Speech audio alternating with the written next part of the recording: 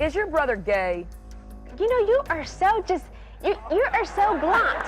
And you're just I'm just good, LaToya! I'm just good! Oh yeah, she went there. Blunt and to the point. 90s daytime talk show host Rolonda Watts showcased her fiery personality for 4 seasons, but in 1997, she decided to drop out of daytime rather than go the whole Jerry Springer route. That is true, and she has no regrets. Now, 18 years later, Ro is looking back on the moments that defined her show. From LaToya Jackson to James Brown's on-air proposal. That's right, you heard me right. Tonight, my Queens of Talk series continues with the Spitfire that is Rolonda Watts. Check roll out, Rolonda. You became known as the cut to the chase talk show host. Yeah. You know, lots of people interview me, and you're the only one. You just get right to the point. I cut right to the chase. Were you doing that to get the ratings, or were you doing that because that's just who That's you who are? I am. It has been a grueling day for jurors in the Bensonhurst murder trial. Before Talk, the North Carolina-born journalist was a New York City news anchor and resistant to move to Talk. That is, until syndicated giant Roger King, the man behind King World and some of the biggest shows on television, plucked her out of the #1 news market. The most sellingest man in television history. Ever. Can you say Wheel of Fortune, Jeopardy, Oprah Winfrey? It doesn't stop. It doesn't stop. And she didn't stop.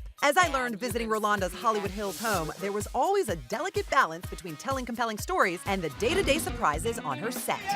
Show me how to do that. James Brown, who By the way, asked you to marry him. asked me to marry him. Can you please live on clarify? TV. Girl, we made the New York Times. Nothing I've ever done in life made that much attention. God bless you, thank you. During the taping of her show, the late Godfather of Soul phoned in. Hey, baby, you're James Brown.